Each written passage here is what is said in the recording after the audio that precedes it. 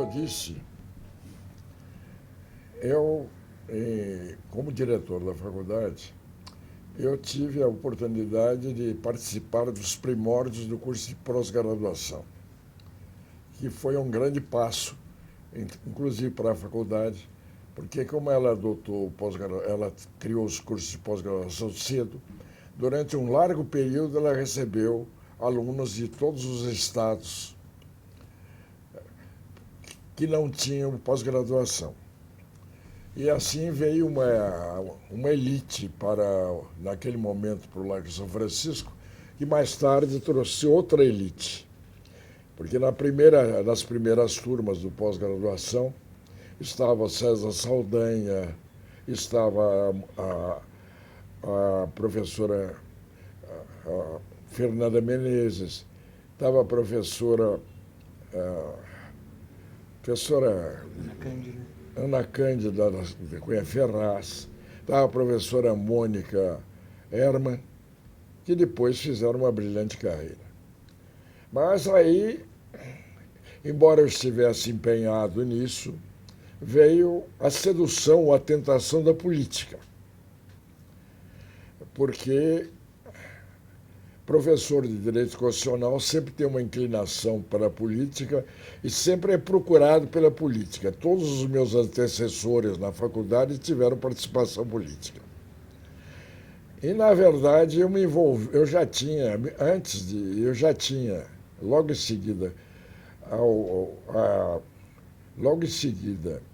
a assumir a ser professor de Direito Constitucional, mesmo antes de ser diretor, eu fui escolhido pelo professor Buzaide, com o professor José Carlos Moreira Alves, para a equipe dele, que assumiu o Ministério da Justiça, quando assumiu a presidência o general Emílio Garrastazu Médici. Eu lá fui chefe de gabinete e depois fui até secretário-geral. Mas era um momento complicado da vida brasileira, e eu procurei sair de lá, sair desse cargo, mas para sair desse cargo eu tive que ser matriculado na Escola Superior de Guerra. Era uma espécie de castigo, mas era uma espécie de prêmio ao mesmo tempo, porque a Escola Superior de Guerra tinha vários oficiais que depois foram importantes com as viradas que a política sempre traz. Esse período precedeu exatamente a morte do general Costa e Silva, que ocorreu já que ocorreu uns poucos dias, ocorreu no dia seguinte, a morte não, o infarte, o AVC, que o general Costa e Silva sofreu, há até uma curiosa coincidência. Foi nas vésperas do meu concurso de titular. E, embora isso tivesse sido mantido em segredo por algum tempo, foi sabido por muita gente em São Paulo, exatamente na festa do meu triunfo no concurso. Porque um dos amigos meus morava ao lado da casa do ministro Gomes Silva. E quando ele saiu da minha festa e foi para casa, os seguranças do ministro Costa e Silva contaram para ele que o Costa e Silva tinha tido um AVC. O que, imediatamente, ele passou para o telefone e ligou para a minha festa, porque ele sabia que lá estava o Paulo Egídio Martins. O Paulo Egídio Martins já tinha sido ministro do presidente do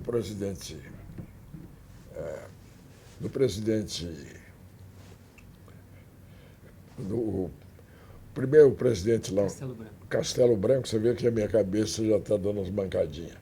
Do presidente Castelo Branco, agora há pouco eu sabia. O presidente Castelo Branco, ele tinha sido ministro da Indústria e Comércio. E ele era meu amigo. Exatamente, ele estava na festa e então ele teve a notícia por intermédio desse nosso amigo. E ele, no dia seguinte, foi para o Rio de Janeiro. E na segunda-feira ele mandou que eu fosse para o Rio de Janeiro. O cunhado dele foi me buscar e me pôs no avião. Eu fui para o Rio de Janeiro e participei de uma primeira reunião em que eu fiquei calado e ouvi uma porção de generalidades e coisas sem maior nexo, porque não havia nada a fazer, não tendo sido dada a posse ao vice-presidente da República. Mas a segunda visita que o Paulo Egídio me levou foi para o o Marechal Adhemar, esqueci do sobrenome dele, agora há pouco eu sabia, que tinha sido ministro do Exército do Costa e Silva. Do Costa e Silva, não, já estou atrapalhando tudo. Tinha sido ministro do Exército do Castelo quando o Costa e Silva se candidatou. E ele já devia ter sido procurado por umas 50 pessoas com ideias funambulescas, virou para mim e perguntou: e agora o que é que se pode fazer? E eu respondi para ele: nada, porque afinal não é mais questão de direito constitucional. E depois eu descobri que ele tinha apreciado muito a minha observação. E, inclusive, mais adiante, eu tive a oportunidade de contar com a amizade dele, porque ainda no Ministério do Buzaide, eu tive um problema daqueles que parecem sem importância, mas se tornava grave. Naquele tempo havia a Comissão Geral de Investigações, que teoricamente era subordinada ao Ministério da Justiça. Como a Polícia Federal, teoricamente também era, mas não dava qualquer satisfação para o Ministério da Justiça. Aliás, eu acho que acontece a mesma coisa hoje. Mas os comentários depois se depuram do negócio. O comandante, um general que comandava a CGI, ficou ofendido, porque o Buzaide me mandava para mim, chefe de gabinete, mandar para ele os processos. Ele achava que aquilo era uma diminuição, que tinha que ser um ministro. E o ministro também teimava. Então, o problema se tornou grave, o momento era esse, e eu saio do Ministério da Justiça no Rio de Janeiro, naquele tempo, na Rua México, e atravesso a rua para ir almoçar num restaurante, num prédio do outro lado. Quando eu chego no último andar do prédio, no restaurante, eu encontro o Marechal Adhemar de Queiroz. E cumprimentei, ele brincou comigo: você está com uma cara de enterro hoje.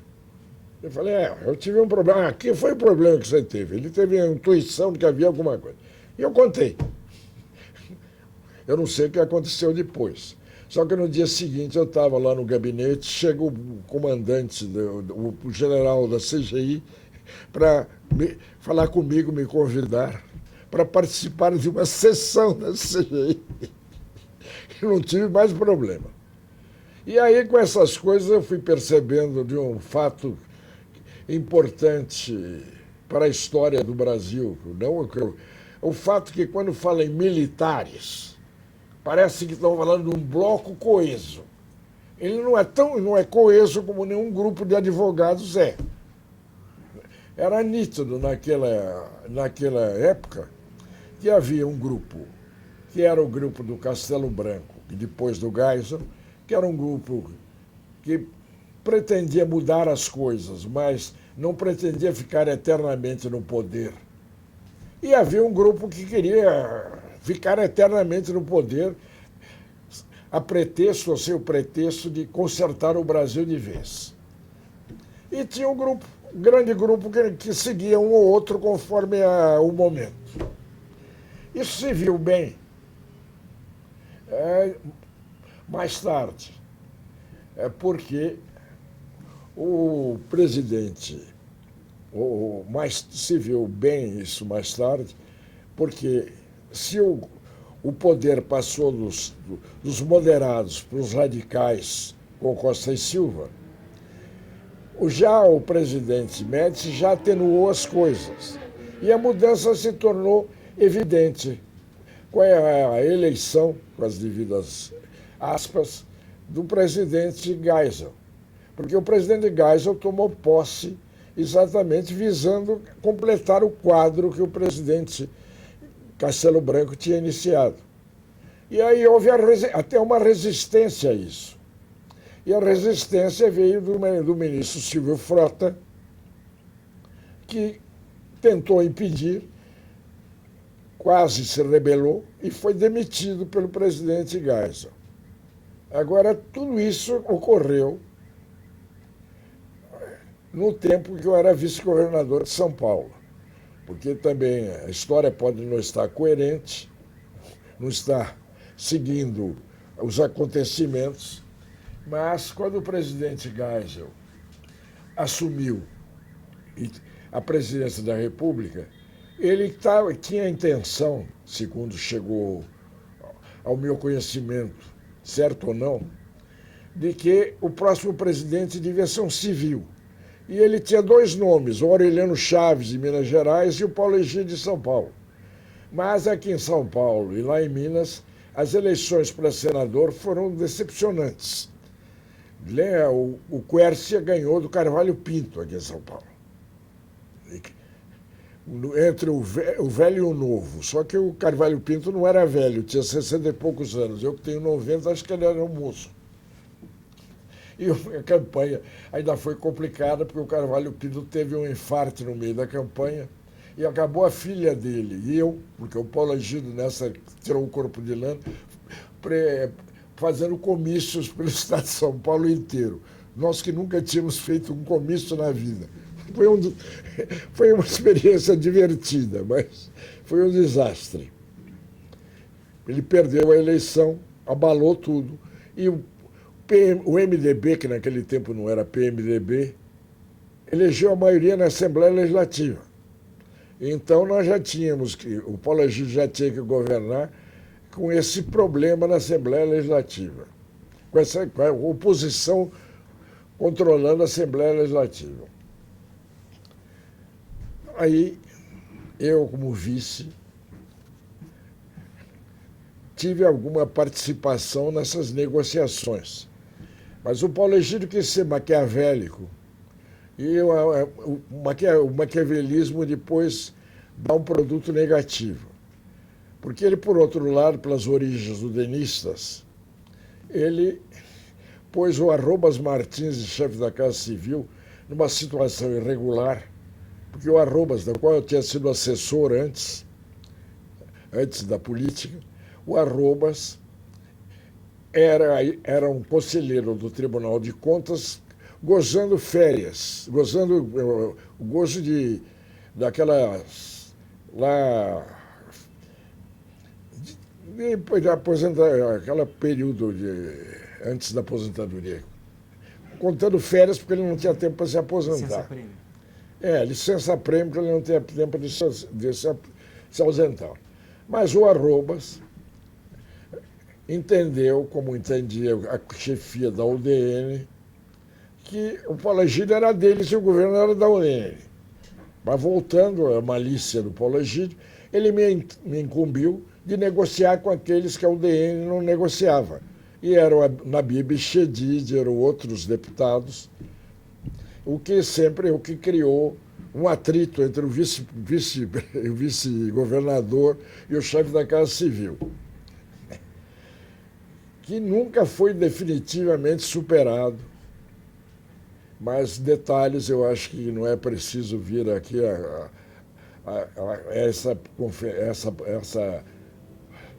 essa entrevista. Como eu já disse, eu como vice tive alguma participação política nisso, inclusive em algumas conversas em Brasília com o Célio Borja, que depois foi ministro do Supremo e que até foi presidente da Câmara dos Deputados, exatamente para tratar-se de uma reconstitucionalização do país.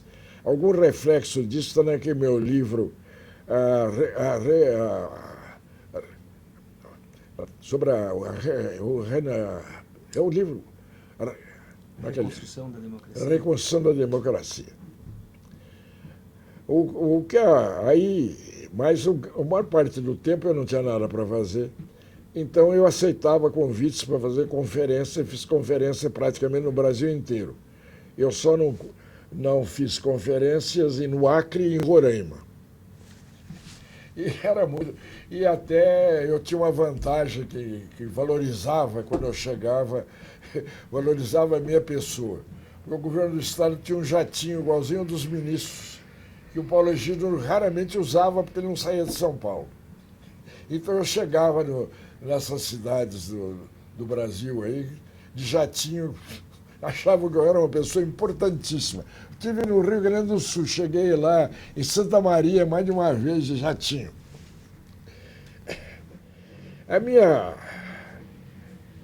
Aí, no final do mandato de vice-governador de São Paulo, aí houve um momento importante, que era da escolha do sucessor do governo de São Paulo. Quando isso começou a se desenrolar, que o processo durou alguns meses, houve a inauguração do Salão do Automóvel, aqui em São Paulo, e naquele tempo era um acontecimento. E veio o presidente da República e todos os ministros, e também estava todo o governo de São Paulo, e eu também estava lá. E o Maluf também estava. E o Maluf aproveitou a oportunidade para fazer uma pergunta ao presidente da República, que na hora todo mundo achou que era uma bobagem. Quem ganhar a convenção da Arena vai ser o candidato da Arena? O presidente não tinha outra coisa para dizer senão sim. Disse sim. Isso depois se tornar importante. Porque o Paulo Egídio não queria o Maluf de candidato à sucessão. O Leitão de Abreu não queria. Não, mas o Leitão de Abreu entra depois, é a presidência, não é do governo do Estado. O problema, o Figueiredo se sabia que queria o laudo Natel. Então a situação estava. E o Paulo Egídio queria o Olavo Setúbal. Aí o Maluf tinha percorrido o estado todo de São Paulo e tinha obtido a adesão de numerosos prefeitos e vereadores da Arena. Então ele tinha uma forte base para disputar essa convenção. Isso foi agravado porque havia uma desunião entre os aliados do Paulo Egídio. O Ademarzinho de Barros era candidato, o candidato o Baldassi, que agora me lembrei o nome, agora há pouco não me lembrava. O Baldassi, que era o homem do gênio, também era candidato. O Olavo, obviamente, era candidato. Isso enfraquecia o Paulo Egídio. E, vamos lá em Brasília, perceberam que a coisa estava mal parada. Aí resolveram forçar o Laudo a fazer um acordo, pondo o vice, que era um secretário do Paulo Egídio. E eu fui incumbido de levá-lo para ser ungido lá em Brasília. Ele foi ungido, e aí estava o buraco de candidato a senador biônico. Eu até não estava me candidatando, embora o Maluf tivesse me convidado. A Ivete sabe. Mas aí eu montei pelo telefone uma reunião que todo mundo ia esperar o Rui Silva, que era secretário, no aeroporto. Inclusive o Laudo, Baldassi e companhia. Estava lá o Laudo, estava lá o Baldassi, estava lá o Ademarzinho, estava lá todo mundo esperando o Rui Silva. Só que o Laudo chega, cumprimenta todo mundo e depois estende a ponta dos dedos para o Baldassi. Já a união já estava frágil, a união se tornou pior. E eu acabei. E aí o Baldassi não aceitou ser o senador biônico, aí sobrou para mim. Então, para mim. Aí houve a história da convenção. Na convenção, claro que eu estava apoiando o Baldassi, ou estava apoiando o Laudo. Mas na convenção, horas tantas eu percebi que vários aliados do Paulo Egídio estavam se retirando, embora tivessem votado. E na apuração o Laudo ganhou. O Laudo não, ganhou o Maluf. Aí eu percebi o que tinha acontecido. Como o Paulo Egídio e companhia achava que o Laudo, o Maluf, agora eu já estou aos 11, o Maluf seria cassado, fizeram essa jogada. Acontece que o Maluf ganhou a convenção. E depois de ter ganho a convenção, houve um recurso do Laudo ao Tribunal Eleitoral.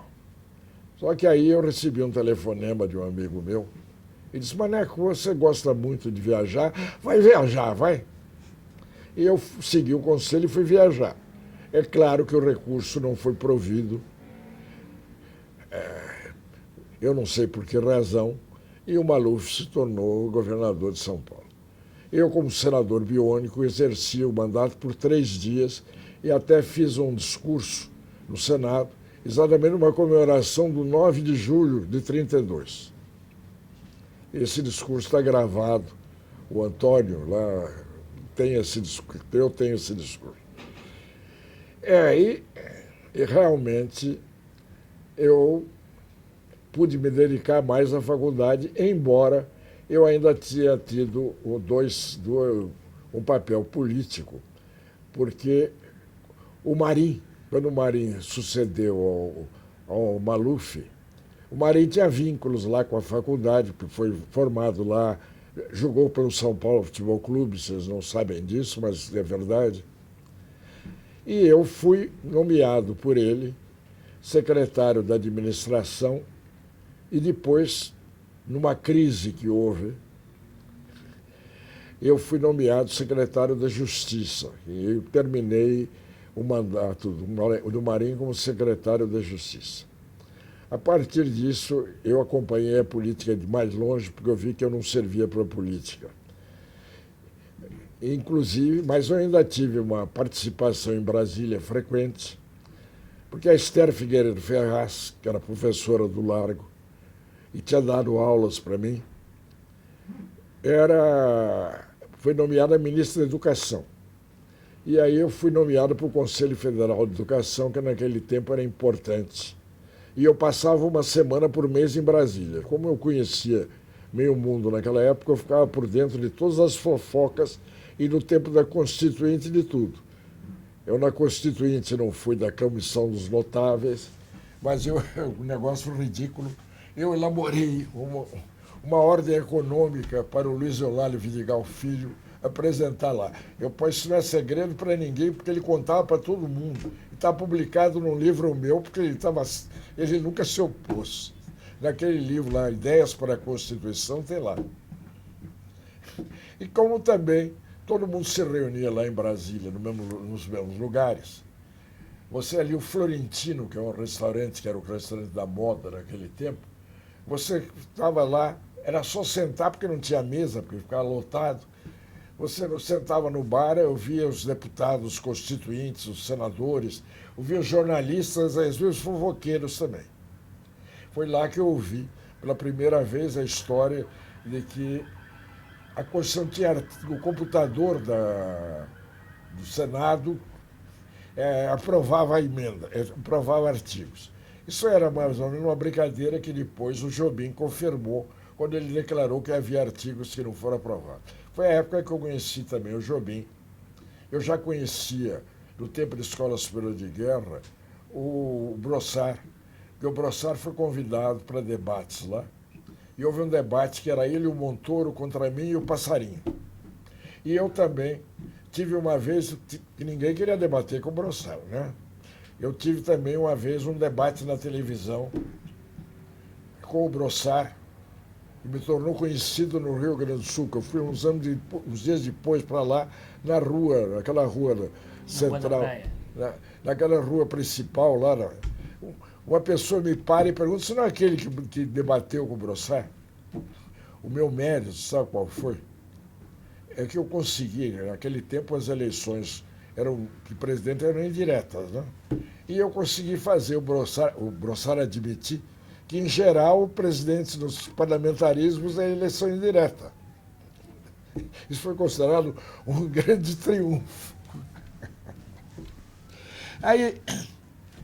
Aí realmente eu pude dedicar àquilo que eu acho que eu tinha mais jeito, que era exatamente dar os cursos na Faculdade de Direito.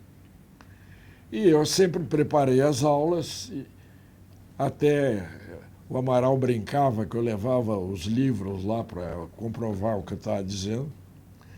E, especialmente, eu acho que eu tive combinado com a Mônica a ideia de criar o Pimenta Bueno, que deu um certo desenvolvimento ao estudo do direito constitucional, porque durante fez muitas reuniões e, na verdade, nós temos agora, eu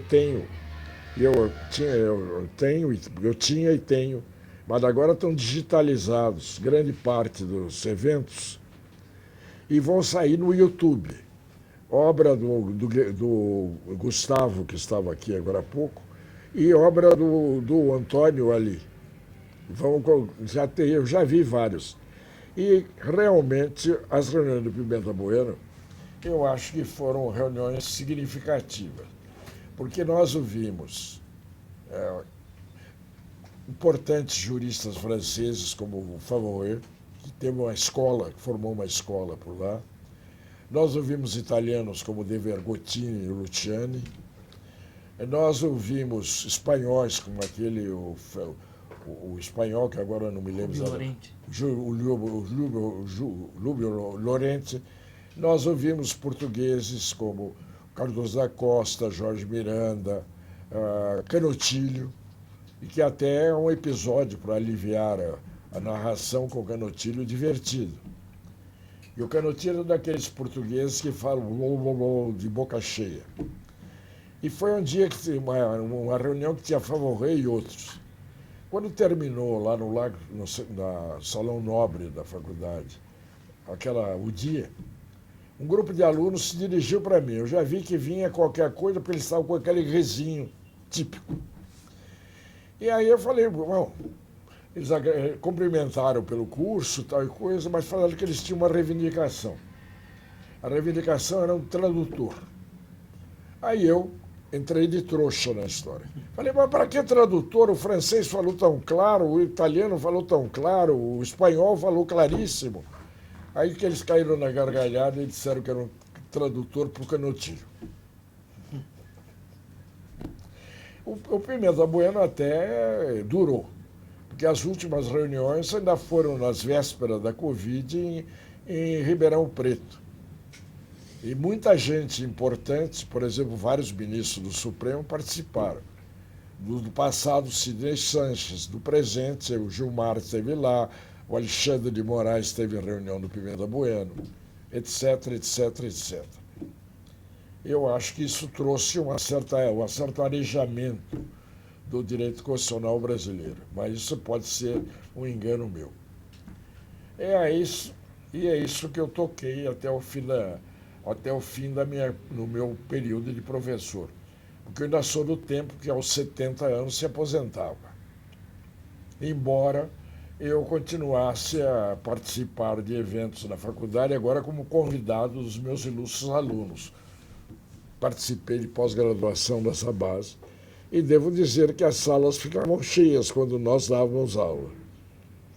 Eu tenho um orgulho particular, porque, bem ou mal, não sei o que eu ensinei, mas eu tenho vários alunos que são professores da faculdade, o Elival, o Amaral, o Roger, e fora os que não são de direito constitucional, mas que assistiam aulas do meu curso. E, fora isso, eu também tenho vários que são professores de outras faculdades, como do Mackenzie, e alguns mais modestos que são da faculdade do interior e não participaram daquele curso que foi feito em minha homenagem no mês de junho.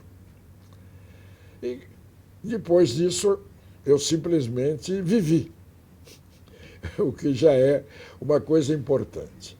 Na verdade, Aí é o momento agora de fazer uma citação erudita. O Sieyès, que inventou a teoria do poder constituinte, foi influentíssimo na Revolução Francesa. Depois ele teve a ideia de dar aquele golpe que levou Napoleão ao poder. E o Napoleão era primeiro eram três, né? Ele era um dos três. Ao que depois o Napoleão, você sabe que ficou sozinho. E quando ficou sozinho, o Napoleão deu uma embaixada para ele, se não me engano, na Prússia. E ele ficou quietinho lá, nunca mais se ouviu falar nele. Quando ele voltou à França, depois da queda de Napoleão, perguntaram para ele o que ele tinha feito nesse período. E ele respondeu em francês: "J'ai vécu", eu vivi. Eu acho que se você tiver alguma pergunta, complementação. Professor, nenhuma pergunta. Acho que o seu depoimento cobriu todos os tópicos que nós havíamos inicialmente pensado em conversar. Cobriu toda a sua trajetória na faculdade, a sua trajetória na vida política e mesmo como trajetória na faculdade como professor, como aluno. Penso que nós encerramos aqui, dado a completude de temas e de questões que foram tocadas no seu depoimento. Muito obrigado. Me sinto muito honrado com isso e agradeço terem feito essa oportunidade de eu contar umas histórias para os alunos de hoje e, quem sabe, marcar passagem para os alunos de amanhã. Muito obrigado. Eu que agradeço, professor. Agradeço em nome da Fundação Arcadas, em nome do professor Scaff, que dirige a Fundação Arcadas. É para mim também uma alegria e uma satisfação poder colaborar com essa iniciativa e, sobretudo, ouvindo o depoimento do professor Manuel Gonçalves Ferreira Filho. Muito obrigado a todos.